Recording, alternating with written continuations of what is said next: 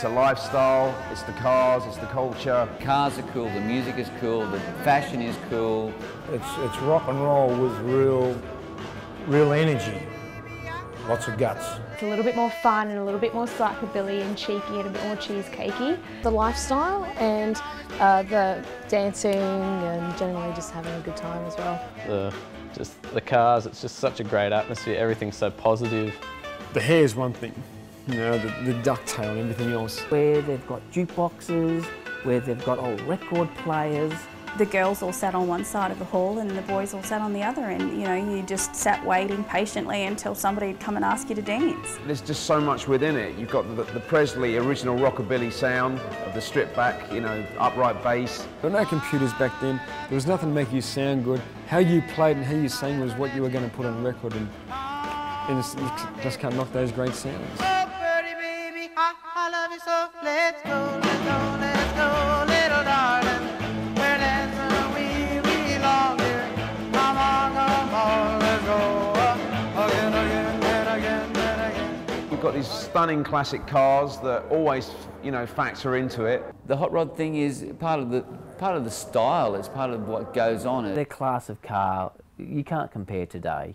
The engineering that went with the cars, basically they were ahead of their time then, and some of the engineering feats of today, you can actually go back in history, and they were producing that kind of advancement back in the 30s, back in the 40s. My dad always had interest. He had a lot of classic cars before I was born, and would always spot out old cars. There isn't a car brand new on the market today that I'd choose over something that was built 60 years ago. Having cars provided freedom and helped again to emphasise this new generation that was free and developing its own culture, its own lifestyle and its own version of the 50s. Absolutely, probably kill a man for a 59 Bel Air. Yeah, that's probably the dream right there.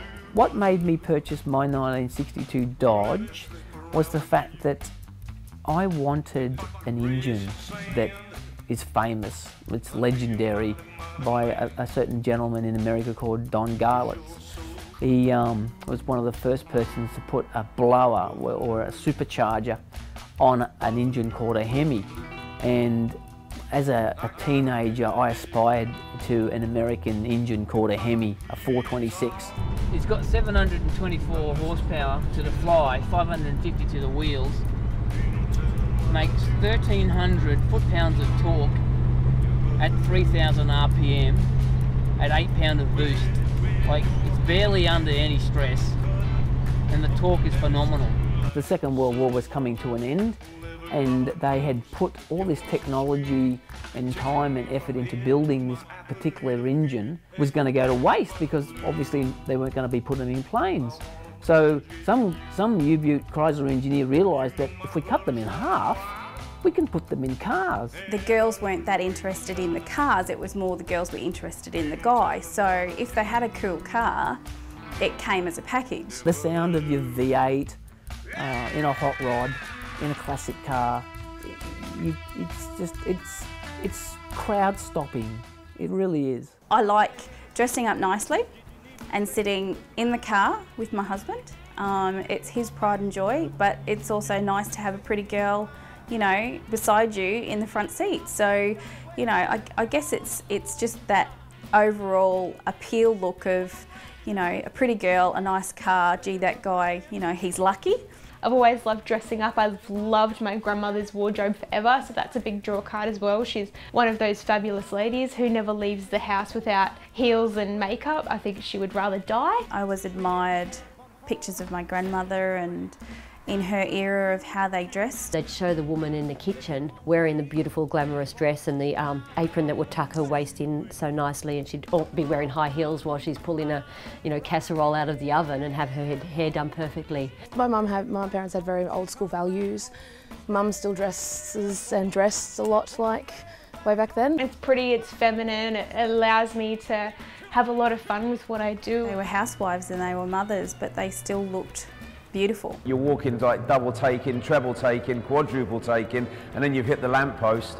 The woman stayed at home while the man went out and earned money, and that's where the whole housewife sort of thing came to. I mean, obviously it's not so much today, honour almost put into the role of the domestic housewife in the 1950s, and possibly that is why, again, so many women did enjoy the 50s, because of this new sense of agency within a role which they had before, but it was made new, it was made glamorous, and they had some sense of agency in that role as well. It was pretty, the era was pretty for a younger girl, and then as you know, you get older and grow into a woman, it's glamorous. And it's a wonderful thing, it's interaction, you know, the male and the female, you can get together, a boy and a girl can just get up and have a dance together. It's a wonderful thing, thank you very much. You know, we had that dance, then they go their separate ways. Well, Saturday night and I just got paid. About the money, don't try to save. My heart says go, go. Have a time for the Saturday night. And baby, how I feel fine. I'm gonna rock it up. I'm gonna rip it up. I'm gonna shake it up. I'm gonna break it up. I'm gonna lock it up at the ball tonight.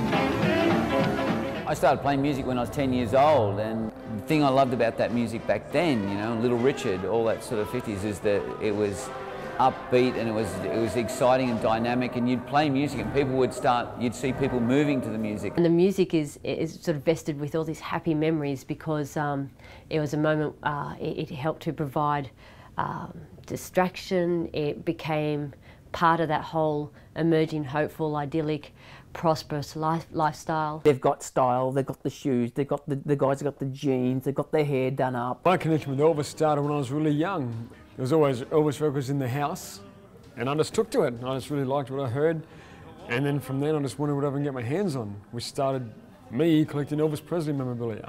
Look, thousands, at least over 30,000 items in my collection. I guess I started at the age of 5. I remember the day Elvis died, I was 5 years old, and I remember that really well. So to remember that so clearly, I must have had an interest even before that age. But I'll just keep going. I'll never stop collecting Elvis. I had a massive crush on Elvis when I was about 4. So probably about then. I loved strutting around in those little tiny plastic high heels that girls get in the little makeup boxes. I was born in the early 50s and I grew up with it. Elvis Presley, Carl Perkins, Charlie Feathers. When I started work, I always had a transistor radio with me, and I just couldn't help but bop along to the music. Everywhere I went, I had a radio, and it sort of gets in your blood. It's a really pure, clear sound, because you've just got upright bass, you just got the twanging guitar with the guitar line, the guitar licks, guitar solos, rhythm guitar. He does the whole thing, and then he's also singing over the top of that as well. So you can really hear the sounds. It's just fun, it's alive, it makes you feel loose. Good musicians, great musician stuff. But if they go out on Friday night and they hear a rockabilly band playing upbeat, happy music and with a lot of you know, groove to it, they're going to feel like, okay, Friday, they forget about work, they forget about the bad week they might have had, and they just have a ball with this music. The people who were involved in this, the music scene, the rock scene, going to the dances and so on, for them certainly it was very much a part of the happy times of the era, and the things that were emphasised to make that era feel happy as well. When we fill the dance floor up and you hear a huge applause at the end of your song or your set, you know you're pleasing that audience and you're onto something. You're doing it right. Been on the scene for about 3 years now. It came about as an accident. I'd written a song which was like a tribute, if you like, to Jackie Wilson, encompassing the sort of flavours of Reet Petite, which was a great dance floor hit for Jackie Wilson on the rocking scene, and continues to get played time and time again. Back in the 50s they thought it was only a passing fad, and here we are 55 years or something later and it's still going pretty strong.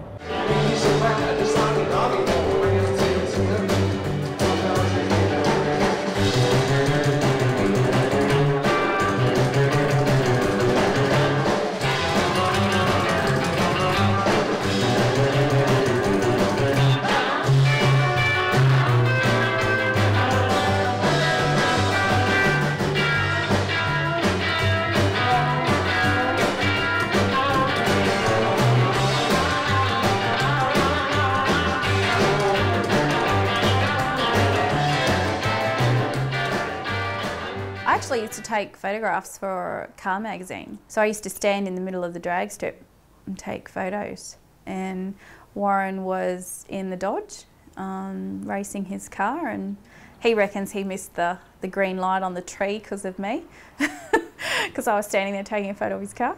This weekend is sort of our anniversary that we've been together, because it was the winter sun of 2004 that we actually officially got together as a couple. So I moved to Maryborough the week later. My friend entered me in my first ever pin-up competition. It was horrendous. It was in this dodgy pub and I was the only kind of pin-up there. So yeah, we kind of met and it was this whole thing of like, I think we're into the same thing, so I think we should be friends. Just sort of spotted Nadia sitting over at one of the tables, had about 10 rums, worked up the courage to go talk to her, went and said hello, spoke to her for about 5 minutes, and then she was up on stage as one of the models. Money destroys relationships. I'm never gonna complain if he brings home another car. He's never gonna complain if I bring home another dress, because that's what we love about this era. And it is hard. I've had male friends say to me, Warren, how do you find a woman who's interested in the same stuff you are? And I said, well, for starters, you got to hang around in that kind of zone. Otherwise, it's never happening, because it's really important that you have a partner that's into cars, into the same rock and roll era, same style of furniture, doesn't mind having second-hand stuff. For Valentine's Day, I got her a hubcap that was pinstriped from a Beetle. What other girlfriend would appreciate that? Her Christmas present was a 60-year-old sewing machine, and any other girlfriend I get that, they'd throw it in the bin. When we work together on a lot of things, like he'll help me when I'm getting frustrated over a dress pattern, and I help him in the garage sometimes and stuff like that. And we love going to the shows together, and we love tracking down that piece of furniture for the house from this era, and we get excited about the same things, so that's really nice. We often go to a lot of the second-hand shops and antique shops that are here in town, and we saw this piece, this set, which is the wardrobe and the Duchess. It's not about the dollars, it's not about outdoing anybody. It's a real weird connection you make when you buy something that's old and second-hand, and you think, well, look, this was somebody's pride and joy, and we're now sort of custodial carers for items that most of it was made before we were born. Seen in a culture that'll never ever sort of die. Quite happily trade, 2012 for, 1952. Hopefully, the younger generation will embrace it and continue it on. I think they probably put their own little quirky twist on it, but I think it'll still have the basis of what it was all about in those days, definitely. Yeah, I mean, why not? I mean, what more would you want? You've got the great cars, great chicks, great music, great lifestyle, great look. I mean, it's got everything that you could want from it. This music is still breathing and living. It's a great time, and it was a great time, and you can't ignore that. It'll come back in the big stream, and I think there'll always be people who love it. There'll always be people who want to embrace it and who want to live this lifestyle and have a bit of fun with it, and who doesn't love building a car? So it'll stay. I still would live that sort of simple life, if it was available. I'd stay at home and make clothes, not a problem. Make nice dinners and scones and pikelets, which I think my husband would think would be fantastic, because he loves, homemade cooking and cakes and, that sort of lifestyle as well, so. But if I could live the 50s, the 40s, the 50s and the 60s, I believe that I would be so much happier.